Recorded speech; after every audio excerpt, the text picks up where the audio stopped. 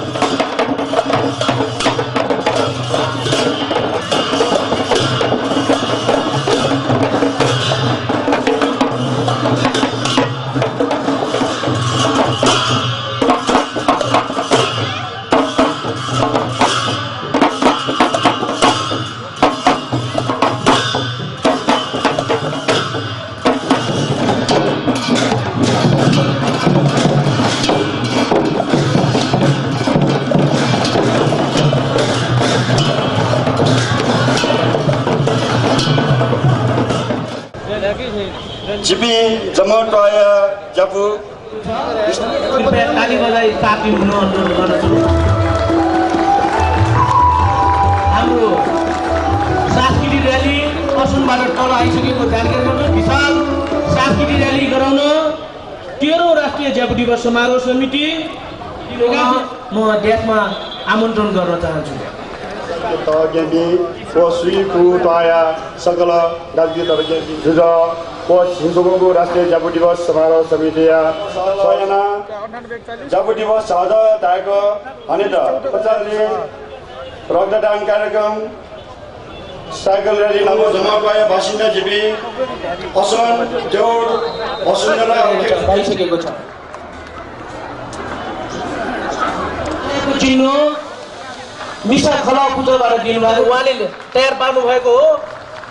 So किताब पनि विमोचन भएको जानकारी गराउँदै हाम्रो नेवार गठनहरूलाई सँगालेर दोस्रो भागको रूपमा निबोको रूपमा नेवा मिडिया प्राधिकरण संस्था सदस्य नारायण प्रसाद क्लबका कार्यवाहक अध्यक्ष प्रचण्ड माला पहिर्याएर पठाइदिनु हुन अनुरोध गर्दछु। माला पहिर्याएर पठाइदिनु हुन अनुरोध गर्दछु। त्यस्तै अब अर्को प्रतिभागी खेलको स्वागत गरौँ।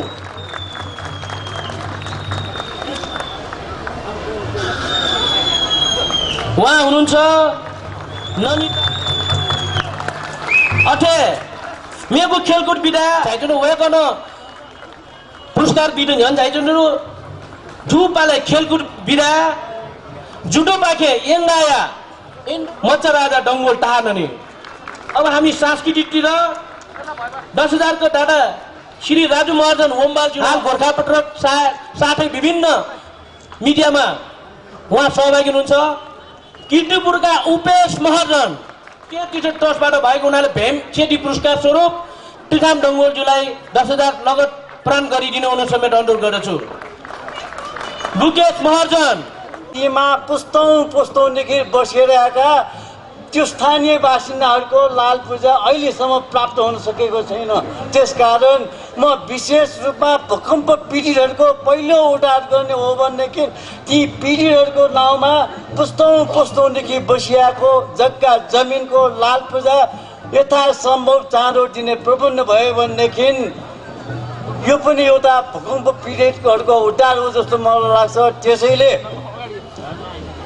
पहिलो छिप्पी नेवाते जी छोदिसन रासा झिनेवाते त गुब्ले तक छिप्पी राज्य सत्यावन भई मखो उब्ले तक झिउ उद्धार जी मखो अजिजु काल नहेन। अब स्थानीय निकाय चुनावजीमा या प्रदेशीय चुनावजीमा संघीय संसदीय चुनावजीमा झिसा ठस पछि बको झि प्रतिनिधि छेफल लगा डाल्लासा प्रदान गरिदिनु हुन अनुरोध गर्दछु। कोसेली रूपमा हामी योमरी नेवार समुदाय र विशेषतः ज्यापु समुदाय प्रति हार्दिक बधाई र शुभकामना व्यक्त गर्न चाहन्छु। बहुजाति बहुभाषी बहुसांस्कृतिक परम्परा र विविधताले भरिएको देश हो। त्यसमध्ये सबभन्दा अग्रगामी सबभन्दा अग्रणीको रूपमा नेवार संस्कृति परम्परा रहेको छ, जसले नेपालको पहिचान नेपाल राष्ट्रकै पहिचानमा प्रमुख भूमिका खेलेको छ।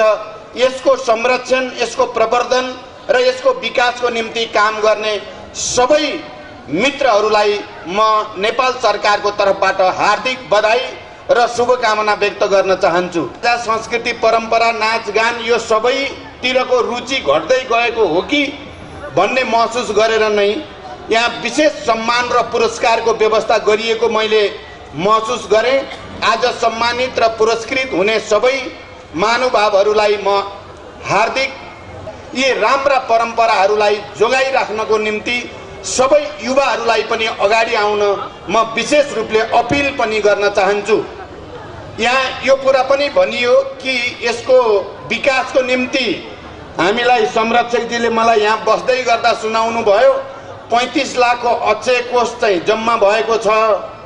नेपाल सरकारको तर्फबाट प्रधानमन्त्रीजीले थपेर 50 लाख पुर्याइदिनु भयो भने धेरै राम्रो हुन्छ भनेर उहाँले भन्नुभयो। म यहीँबाट घोषणा गर्छु 15 लाख थप गरेर 50 लाख पुर्याइनेछ।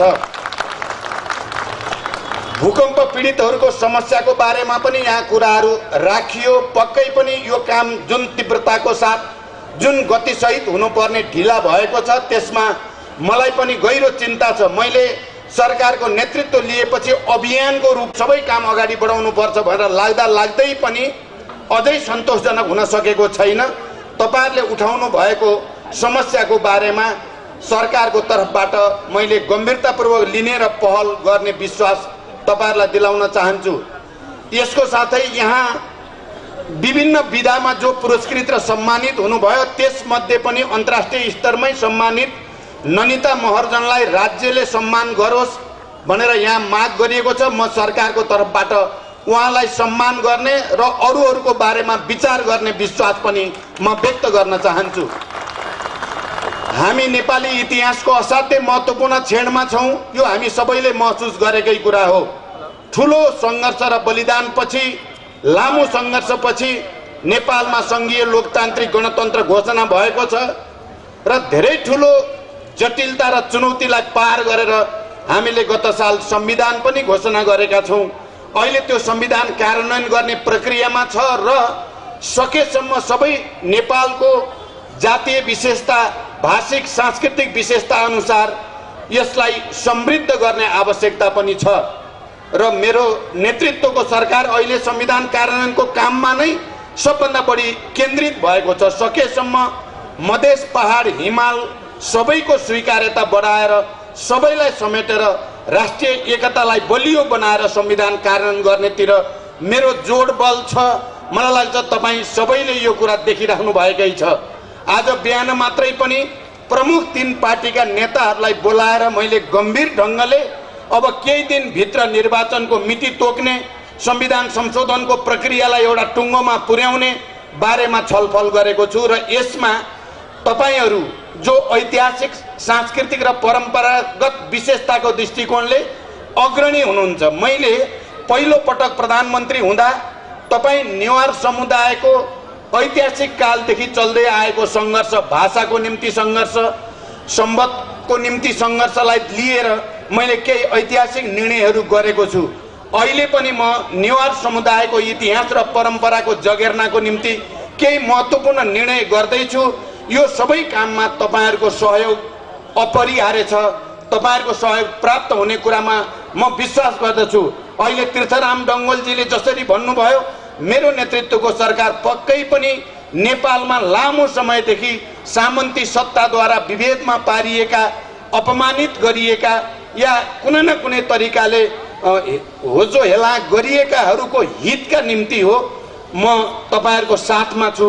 मलाई तपाईहरुको साथ चाहिन्छ। यति भन्दै फेरि एकचोटी तपाईहरुको यो समारोहको पूर्ण सफलता र विकासको शुभकामना व्यक्त गर्दै बिदा हुन्छु। धन्यवाद। शुभाय।